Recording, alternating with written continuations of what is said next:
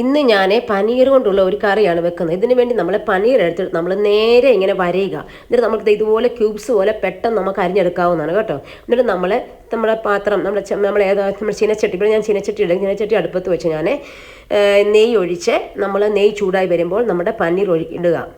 ഇത് നല്ലവണ്ണം ഉണ്ടല്ലോ തിരിച്ചും മറിച്ചും നമ്മൾ ഇത് ഇളക്കി ഇട്ട് കൊടുക്കണം, അല്ലെങ്കിൽ ഇത് അടുക്കി പിടിക്കും.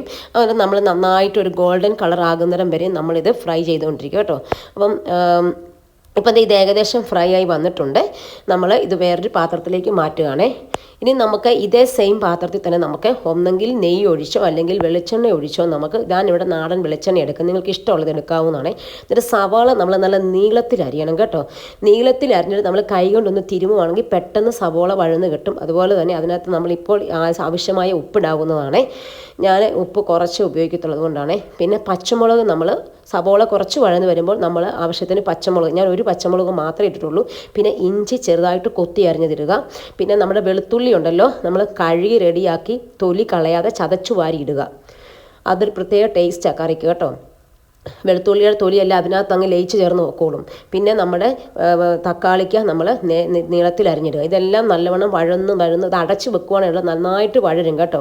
എന്നിട്ട് അതിൻ്റെ വെള്ളം കൊണ്ട് അത് പതുക്കെ അവിടെ നിന്ന് തീ കുറച്ച് വെച്ചാൽ നന്നായിട്ട് വഴരും. എന്നിട്ട് മഞ്ഞൾപ്പൊടിയും മല്ലിപ്പൊടി ഇച്ചിരി ഏറെ ഇടണം. പിന്നെ 1/2 ടീസ്പൂൺ മുളക് പൊടി ഇട്ടിട്ടുണ്ട്. പിന്നെ ഞാൻ ഗരം മസാലപ്പൊടി, പെരിഞ്ചീരകം ശരിക്കും അരച്ച് ചേർക്കേണ്ടവർക്ക് അങ്ങനെ അരച്ച് ചേർക്കാവുന്നതാണ്, അല്ലെങ്കിൽ പെരിഞ്ചീരകം വറുത്ത് പൊടിച്ചും ചേർക്കാവുന്നതാണ്. വളരെ ടേസ്റ്റ് ആയിരിക്കും അങ്ങനെ ആകുമ്പോൾ. എന്നിട്ട് നമ്മളിതെല്ലാം കൂടെ നന്നായിട്ട് നമ്മുടെ മസാലയെല്ലാം ഇപ്പം നന്നായിട്ട് ചൂടായി വന്നിട്ടുണ്ട്. അതിനുശേഷം ഞാനിവിടെ നമ്മുടെ മസാല ചൂടായി ശകലം ഒന്ന് ആറിയ ശേഷം ഞാൻ മിക്സിയുടെ ജാർ എടുത്തിട്ട് അതിനകത്തോട് നമ്മൾ അരയ്ക്കുക ഞാനിവിടെ ചെയ്യുന്നത് കേട്ടോ. അരയ്ക്കുമ്പം ശകലം വെള്ളം ഒഴിച്ച് നമ്മൾ നന്നായിട്ട് ചൂട് പോയ ശേഷം ഒന്ന് അരയ്ക്കുക. അരച്ച് നല്ല പേസ്റ്റ് പോലെ അരഞ്ഞിട്ടുണ്ട് കണ്ടോ.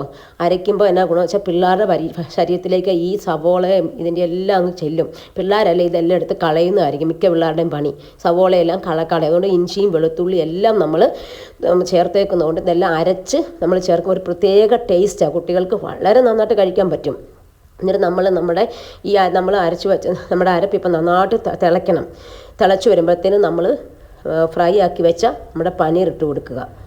എന്നിട്ട് നമ്മൾ ഇതും വെച്ച് നന്നായിട്ട് ജസ്റ്റ് ഒന്ന് തിളച്ചെല്ലാം റെഡിയായി വന്നു കഴിയുമ്പോൾ നമ്മൾ ആവശ്യത്തിന് കറിവേപ്പില ഇടാം. നിങ്ങൾക്ക് മല്ലിയില അരിഞ്ഞിടാവുന്നതാണ്. പിന്നെ എന്തെങ്കിലും ക്രീം ചേർക്കാവുന്നതും